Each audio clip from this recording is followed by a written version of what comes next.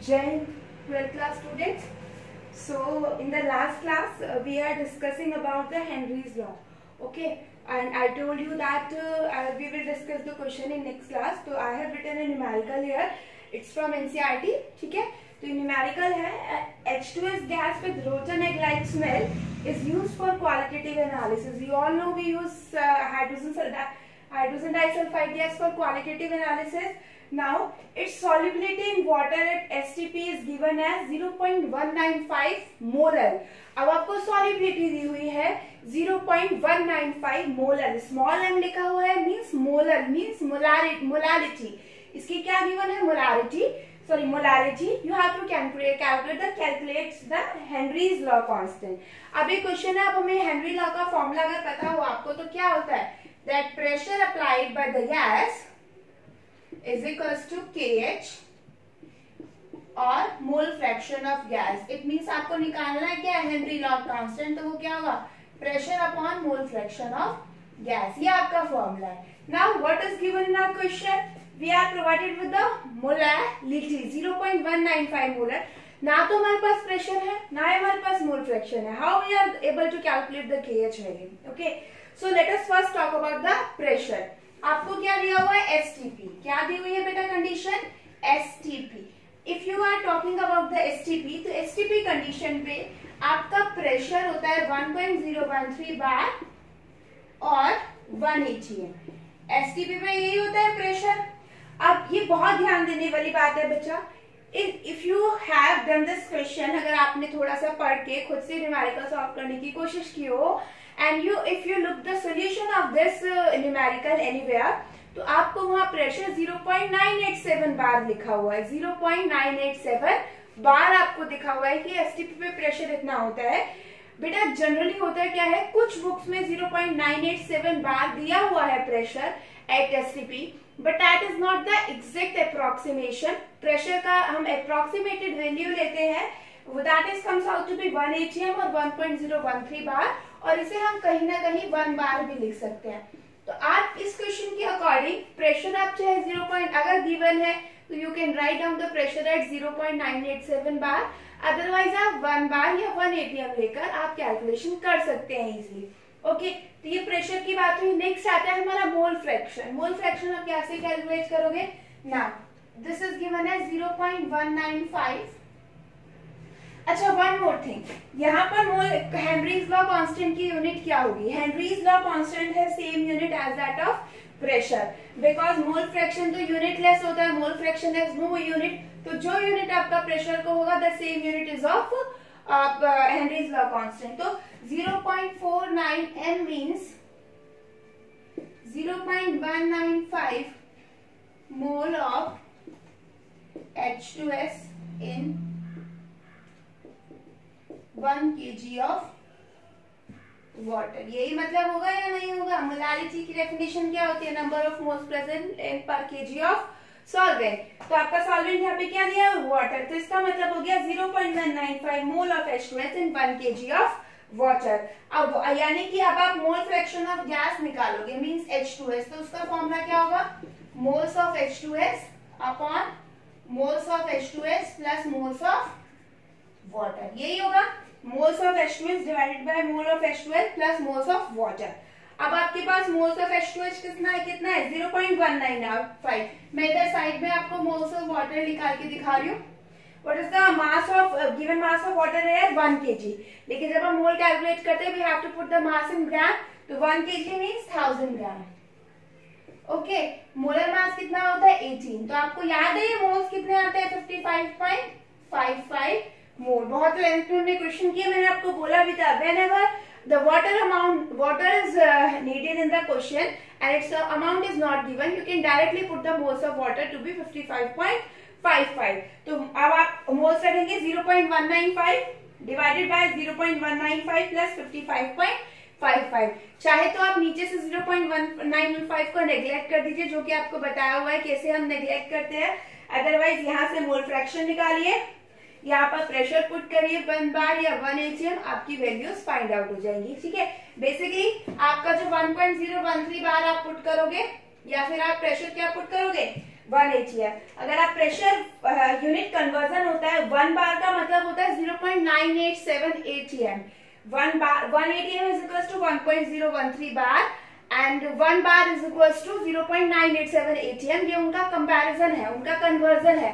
तो उसी से रिलेट करके कहीं कहीं बुक्स में 0.987 बार प्रेशर रख दिया गया है, but you can put it directly as 1.013, ठीक है। या फिर आप एटीएम में भी निकाल सकते हो, ऐसा कोई जरूरी नहीं है कि आपको केएच बार में निकालना। You can put the value to be 1 ATM also.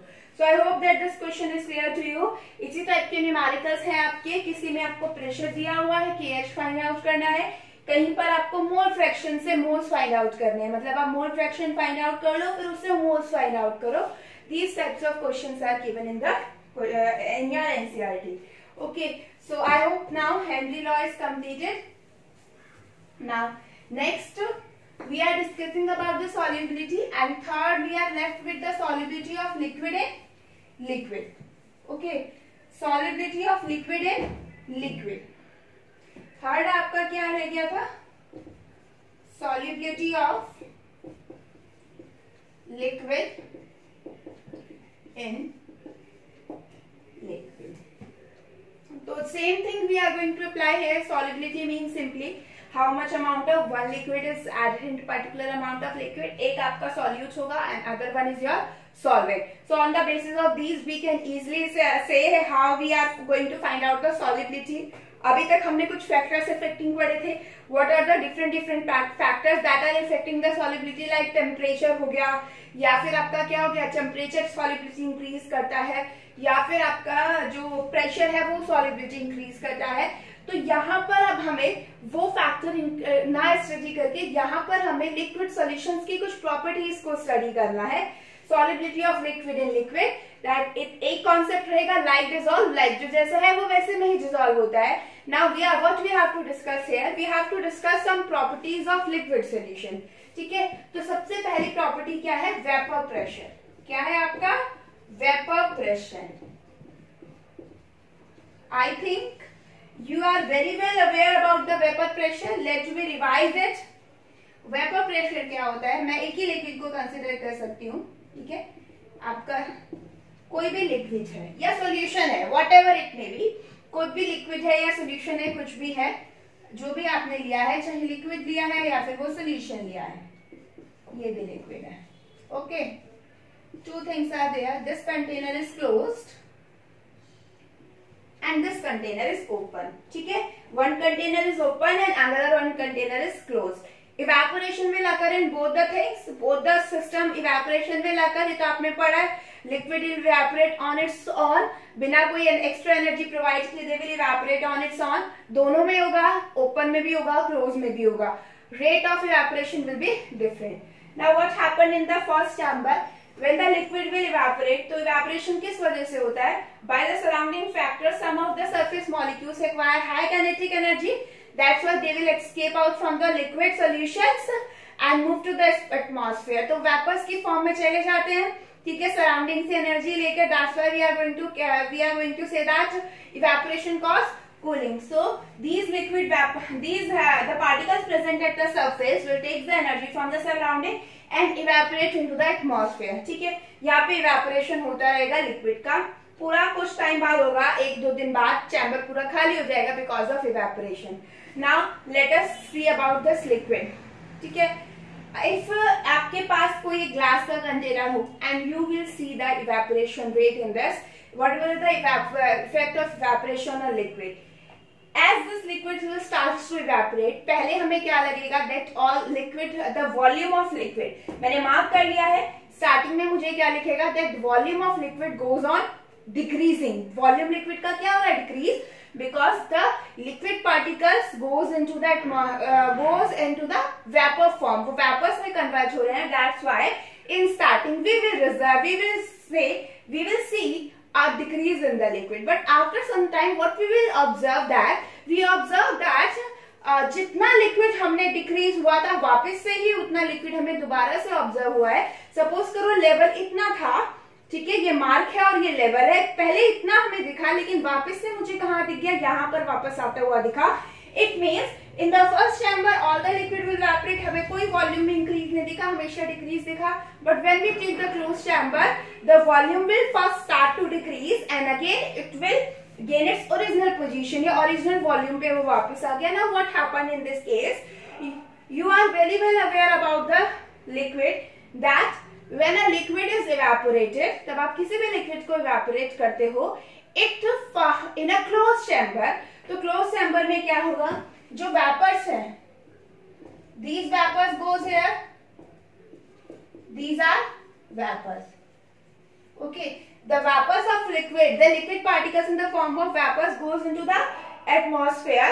But after some time what we observe that when these vapors particles are strike on the surface of this, यहाँ की surface पर आपका strike करेंगे, तो वो strike करने के बाद क्या होगा, जब वो particles यहाँ पर strike करेंगे, तो आपको पता है जब वो particle यहाँ पर strike करेंगे तो वापस से liquid पर आएंगे या नहीं आएंगे. Firstly these liquid particles goes into the atmosphere in the form of vapor. यहाँ पर आपके वेपर्स क्या होंगे, स्टार्ट होना, कंडेंसेट होना स्टार्ट हो जाएंगे, because when they will strike at any surface, strike करते they will lose their kinetic energy and again come back into the liquid surface. It means जितना लिक्विड आपका वेपर्स में जा रहा है वापस से ही कंडेंसेशन होके किस में आ जाएगा, लिक्विड में आएगा. तो it means a saturation will occur between liquid and vapour. Liquid और वेपर्स के बीच में क्या होगा, एक इक्विलिब्रियम सेटअप हो जाएगा. उस इक्विलिब्रियम के सेटअप होने की वजह से यहाँ पर एक प्रेशर आपका जनरेट होना स्टार्ट हो जाता है. प्रेशर किस वजह से, जब ये लिक्विड पार्टिकल्स वेपर्स की फॉर्म में ऊपर आएंगे तो वापस से ये वेपर्स के पार्टिकल यहाँ के लिक्विड के जो आपके वेपर्स ऊपर गए हैं, these vapour particle again come back strike at the liquid surface. वो लिक्विड सरफेस पर आपका स्ट्राइक करना स्टार्ट करेंगे. इट मीन से एक प्रेशर जनरेट हो गया लिक्विड पे and that pressure is known as vapour pressure. दोबारा से सुनिए, liquid particles will evaporate, strike at the surface of the container, container की सरफेस पर स्ट्राइक करेंगे. स्ट्राइक करने की वजह से वो वापस जब लिक्विड पर आते हैं, it means they will apply a kind of pressure. Pressure क्या होता है, फोर्स पर यूनिट एरिया. तो जब वो ऊपर से यहाँ पर लिक्विड की सरफेस पर आएंगे, they will produce a pressure on the surface of the liquid and that is known as the vapour pressure of the liquid. तो वेपर प्रेशर क्या होता है, लिक्विड का pressure applied by the vapours of liquid on its surface. ऐसे ही जब आपने on its surface, ऐसे ही अगर मैं इस कंटेनर में बात करूं तो और इस कंटेनर में भी कोई लिक्विड के ऊपर प्रेशर होगा, because that pressure is exerted by the atmosphere. आपका जो एटमॉस्फेयर प्रेशर एक्सर्ट करेगा. तो बेसिकली वेपर प्रेशर क्या है, the pressure applied by the vapour of liquid on its surface. जो लिक्विड के आपके पार्टिकल्स जो आपके लिक्विड वेपर्स में कन्वर्ट होता है, वही वेपर्स पार्टिकल लिक्विड की सरफेस पर प्रेशर एक्सर्ट करते हैं. That is known as the vapour pressure of the liquid. तो यहाँ पर हमें बात करनी है vapour pressure of liquid solutions की. किसकी बात करनी है, लिक्विड सॉल्यूशंस की. अब लिक्विड सॉल्यूशंस के लिए अब यहाँ पर हम दो कंडीशंस लेंगे लिक्विड सॉल्यूशन में, लिक्विड इन लिक्विड, और एक हम थोड़ा सा डिस्कस करेंगे सॉलिड इन लिक्विड ऑल्सो. हमने ऑल्दो पहले डिस्कस किया था बट वहां पर हमने वेपर प्रेशर डिस्कस नहीं किया था. यहाँ पर हम डिस्कस करेंगे. तो यहाँ पर आपका आएगा first point, vapour pressure of liquid in liquid. ये आपका फर्स्ट हो गया, vapour pressure of liquid in liquid. Both the liquids are volatile in nature. कैसे नेचर के हैं, वॉलेटाइल नेचर के हैं. Both the liquids are of volatile nature. अब जब इसके वॉलेटाइल नेचर की बात करते हैं तो हम यहाँ पे पढ़ते हैं Raoult's law. Raoult's law, Raoult's law. Raoult's law क्या थे, रॉल्ड्स एक साइंटिस्ट थे, जैसे हेनरी ने डिस्कस किया था the effect of pressure on the solubility of gas, ऐसे रॉल्ड्स ने डिस्कस किया था what will be the effect of pressure in the liquid. मतलब लिक्विड का, लिक्विड में जो कंपोनेंट प्रेजेंट है, ऑब्वियसली बात है when we are talking about only one liquid, हमारे लिए कोई प्रॉब्लम नहीं है, हम सिर्फ उसका प्रेशर मेंशन करेंगे. But when we are going to talk about the liquid solution, जब आप लिक्विड सोल्यूशन की बात करोगे इट मीन्स वहां पर चीजें थोड़ी चेंज हो जाती हैं, यानी दो लिक्विड एक साथ मिक्स है तो वेपर प्रेशर में चेंज आएगा या नहीं आएगा? आप खुद सोचो, ओरिजिनल से कुछ चेंज आएगा या नहीं आएगा? If you add a spoon of sugar in 1 litre of water तो उसकी प्रॉपर्टी में थोड़ा तो चेंज आएगा या नहीं आएगा? फिजिकल प्रॉपर्टी में थोड़ा टेस्ट चेंज होगा या कुछ भी, समथिंग विल चेंज या नहीं होगा? तो in the same way when you will add a liquid in liquid the vapour pressure must be changes and it is explain by Raoult's law. अब रॉल्स लॉ क्या होता है? रॉल्स लॉ होता है, रॉल्स ने कहा था that vapor pressure of a liquid in solution is directly proportional to its mole fraction.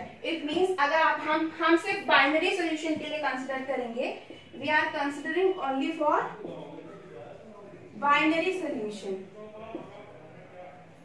Okay, we are going to consider only about the binary solution. Binary solution means two components are there. हम दो को consider करेंगे, एक आपका A liquid है और एक आपका कौन सा लिक्विड है? B. Now what we have to discuss here, two liquids हो गए आपके A and B. ओके, अब इसके वेपर प्रेशर है क्या कहा होगा?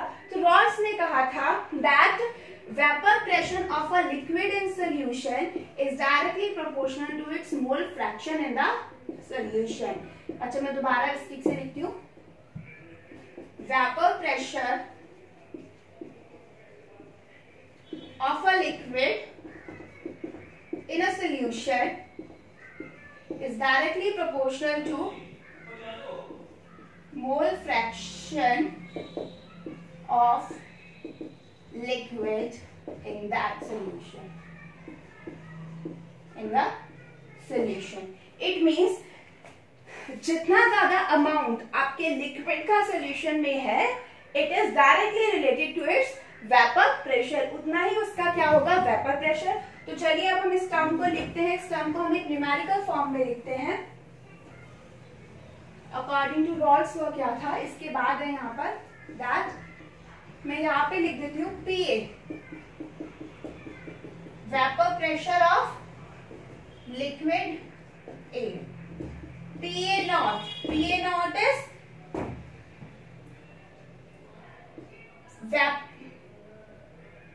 vapor pressure of pure A. PB, vapor pressure of liquid B in solution, and PB not मैंने लिखा है vapor pressure of pure B.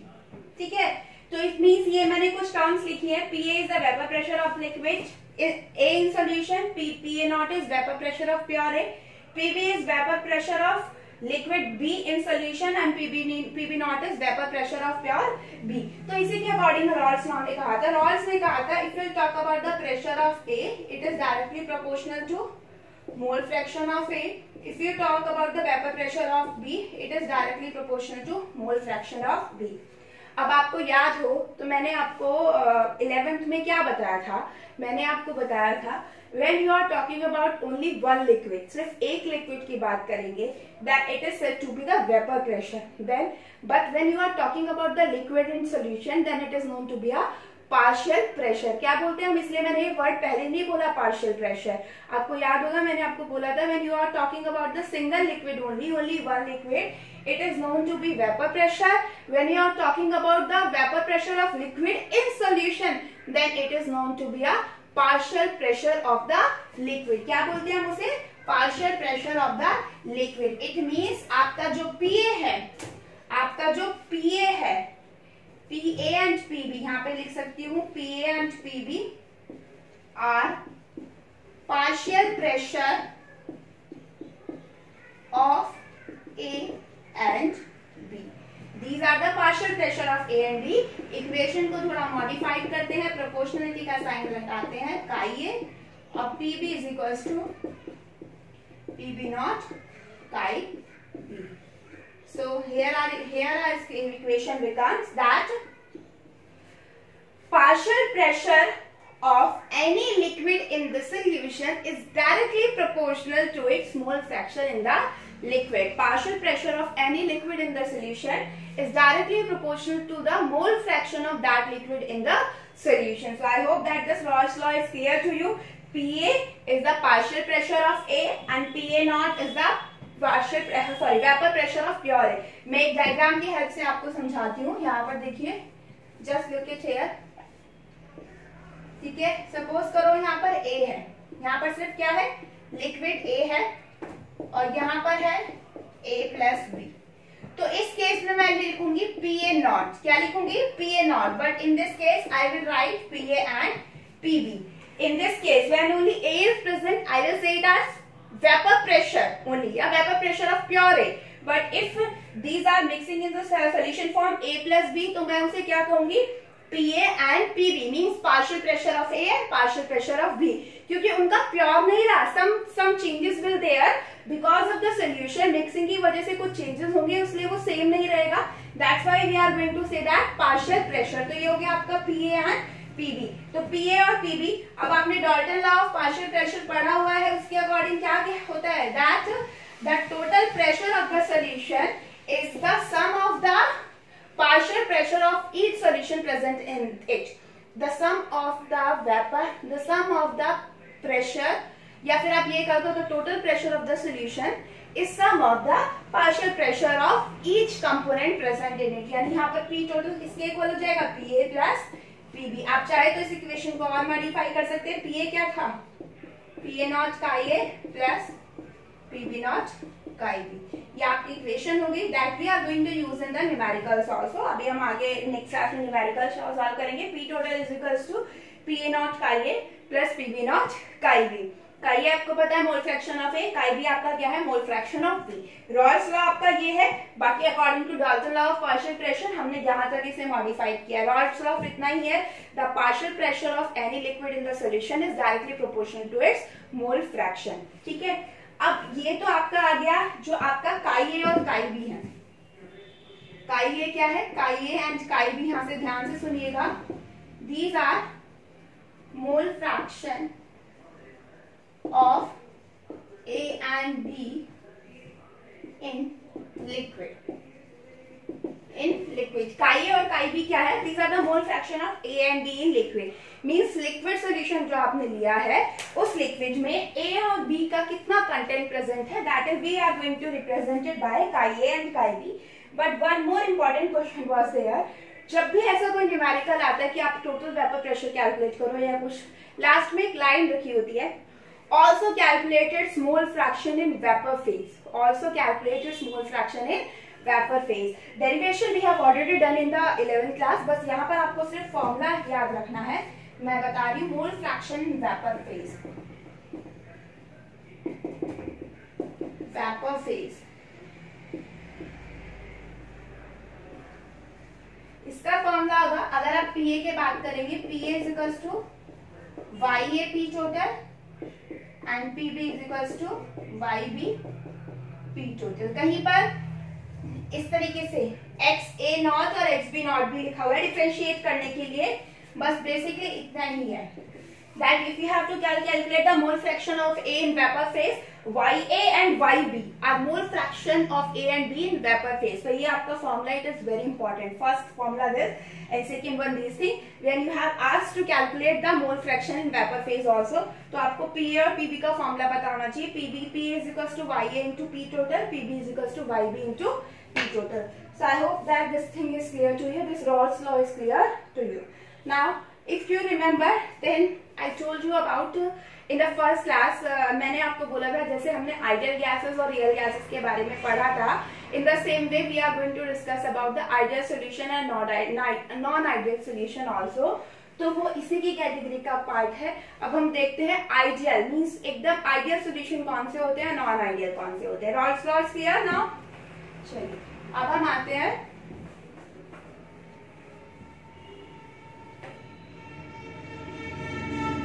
ideal and non-ideal solutions. Ideal and non-ideal solutions. Ideal solution होते हैं follow Raoult's law. The solution which follow Raoult's law Ideal solutions follow Raoult's law at all condition of temperature and pressure. Okay, non-ideal solution does not follow Raoult's law.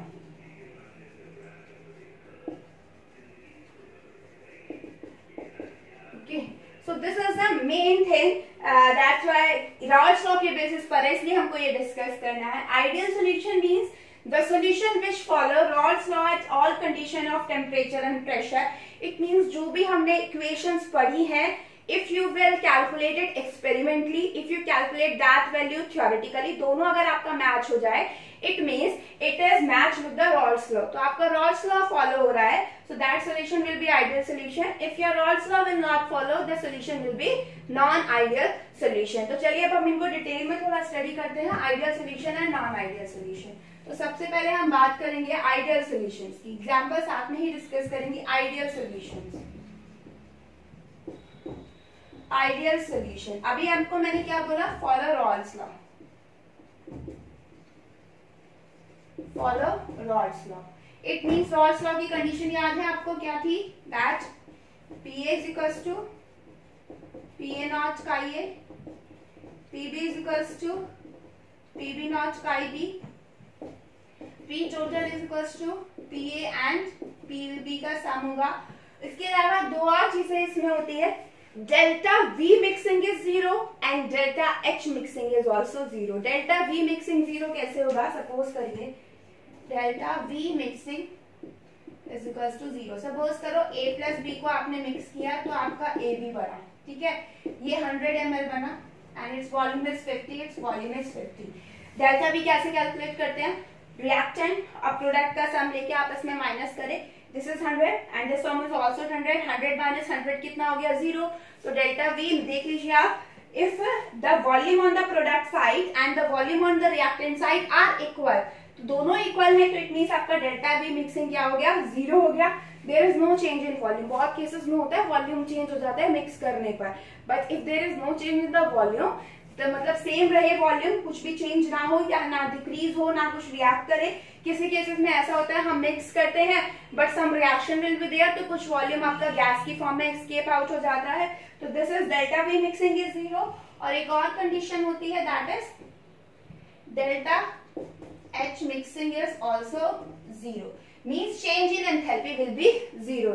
Neither there is absorption of energy nor there is any loss of energy. तो आपका delta H mixing भी क्या होगा, 0 होगा.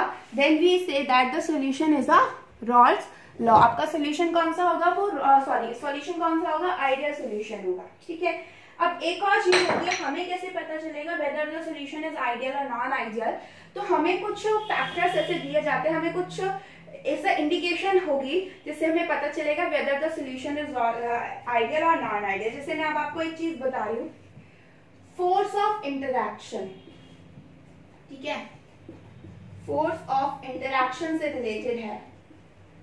Force of interaction between A molecule, मतलब जो ए है, जो आपका ए आपने लिया था उसके खुद के मॉलिक्यूल के थे, that is equals to BB molecule and that is equals to AB molecule. अब आपको ये समझ में आ रहा है, इट मींस जैसा टाइप का इंटरैक्शन A मॉलिक्यूल्स में था, सेम टाइप का इंटरैक्शन B मॉलिक्यूल में होगा, और सेम टाइप का इंटरैक्शन अराइज होगा तब आपका A और B बनेगा.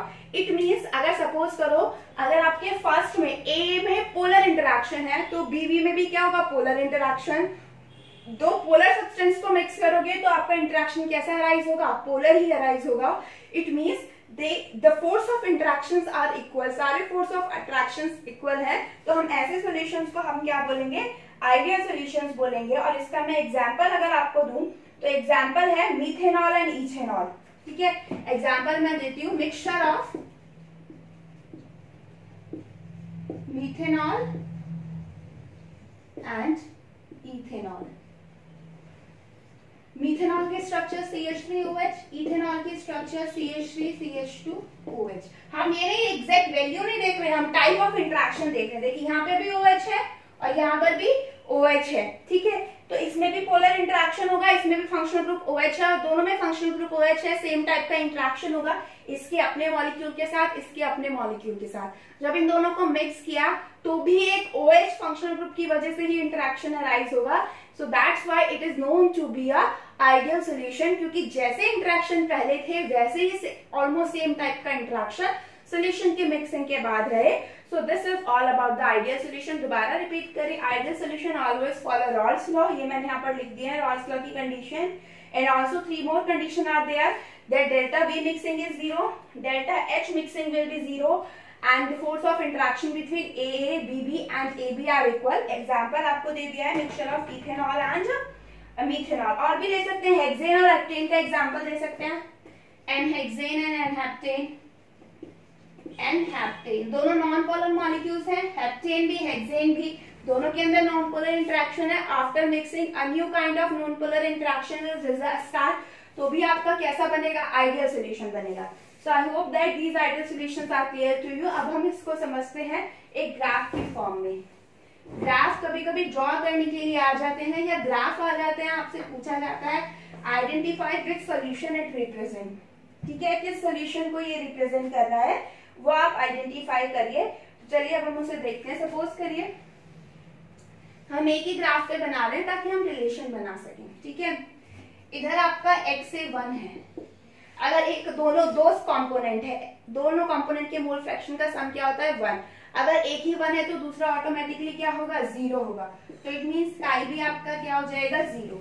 जैसे जैसे हम इधर जाएंगे, ये कंपोजिशन है, इधर हमने कंपोजिशन लिया हुआ है, इधर हमने प्रेशर लिया हुआ है। This is pressure here and here composition is written. इधर क्या लिखा हुआ है, कंपोजिशन है, यहाँ पर लिखा हुआ है प्रेशर। ठीक है, पार्शियल प्रेशर आप या प्रेशर कोई भी कह सकते हैं।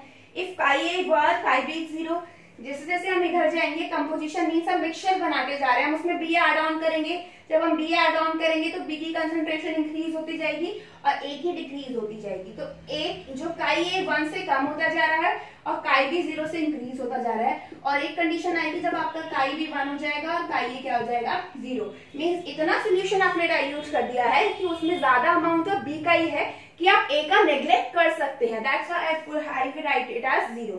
ओके, अब आपका क्या होगा, जैसे जैसे आपकी कंपोजिशन ऑफ बी इंक्रीज होगी, ठीक है, आपका सपोज करो आप काई ए 1 है इस लाइन पे, इस पॉइंट पे काई ए 1 है, it means only A is there. तो उसी टाइम का सपोज करो उसका वेपर प्रेशर यहाँ आ रहा है, तो मैं उसे कैसे रिप्रेजेंट करूंगी, PA0 से। ठीक है, यहाँ पर काई बी है, काई बी 1 है, it means only B was there, A को हम कंसिडर ही नहीं करें तो उस टाइम पे उसके प्रेशर को क्या बोलेंगे, वेपर प्रेशर। सपोज करो दोनों के ऑलमोस्ट हो सकता है इक्वल, हो भी सकते हैं नहीं भी, तो ऐसे चेंज करके बना दे। अब जैसे जैसे आप इधर की साइड इंक्रीज करिए, सॉरी ये पीबी है, जैसे जैसे आप इधर चलेंगे, इधर जो आप यहाँ पर क्या थी, जो आपकी यहाँ पर इस पॉइंट पर यानी इस लाइन पर PBA0 की वैल्यू क्या है, 0। लेकिन जैसे जैसे बी की कंसंट्रेशन इंक्रीज होती जाएगी, value of pressure partial pressure of B start to increase, तो इस तरीके से ये इंक्रीज होना स्टार्ट हो जाएगा। यानी इस लाइन के अकॉर्डिंग मैं लिख सकती हूँ PB is equal to PB0 काई बी। ऐसे ही इस लाइन को इस तरीके से ड्रॉ कर सकते हैं और इस लाइन पे लिख सकते हैं PA is equal to PA0 काई ए, और इनका रिजल्टेंट निकालेंगे हम यहाँ से। ये इनका क्या हो गया, resultant, straight line resultant will be there, that is P total is equal to PA plus PB। ये हो गया आपका ग्राफ। दिस ग्राफ सारी स्ट्रेट लाइन है, this graph represent the ideal solution. Ideal solution, तो कंडीशन आपको याद है आइडियल सॉल्यूशन की, solution which follow Raoult's law. Raoult's law की सारी condition, then delta V mixing should be 0, delta H mixing should be 0, and force of interaction between A molecules, BB molecules and AB, मतलब force of attraction before the mixing and after the mixing should be equal in all the liquids. Then the solution is said to be non-ideal solution. Okay, so ideal solution. I hope that this is clear. Now let us discuss about non-ideal solution.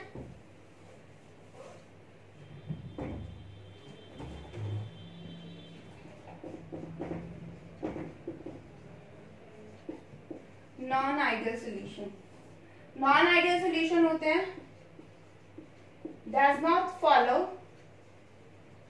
Rawls law. Means Raoult's law की condition क्या थी, P A equals to P A naught का ये नहीं होगा, does not equal का मतलब यही है। P B is equals to P B naught का बी, ये भी नहीं होगा, डज नॉट इक्वल टू का मतलब तो यही है, ये भी नहीं होगा। Next delta V mixing does not equals to 0, delta H mixing does not equals to 0 and force of attraction A B B and A B, ये डज नॉट इक्वल, ये भी क्या होंगे, इक्वल नहीं होंगे। ठीक है, तो this is the condition for non ideal solution. ये आपकी सारी कंडीशन किसकी है, नॉन आइडियल सॉल्यूशंस की है।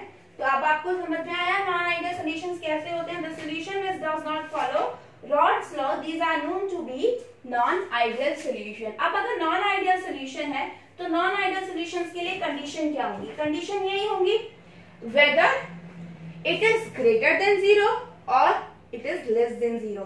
भाई अगर इक्वल टू नहीं है, अगर ये इक्वल नहीं है सारी चीजें, तो या तो आपकी left hand side right hand side से ज्यादा होगी या कम होगी, दो ही कंडीशन हो सकती है। इट मीन्स यहाँ पर आप नॉन आइडियल सोल्यूशन को दो कंडीशन में डिवाइड करते हो, non ideal solution showing positive deviation and negative deviation from Rod's law. Solution are of two type, ideal and non-ideal. Ideal Rod's law को फॉलो करते हैं, नॉन आइडियल Rod's law को follow नहीं करते। And Rod's law को follow नहीं करते, it means ये सारी डज नॉट इक्वल जो है, तो या तो ये ज्यादा होंगी या फिर ये कम होंगी। So on the basis of these two we will divide our solution into two types. First one is solutions showing positive deviation and solutions showing negative deviation, मतलब ये सब चीजें ज्यादा हो या कम हो, तो इसी बेसिस पे दो कैटेगरीज में डिवाइड किया गया है।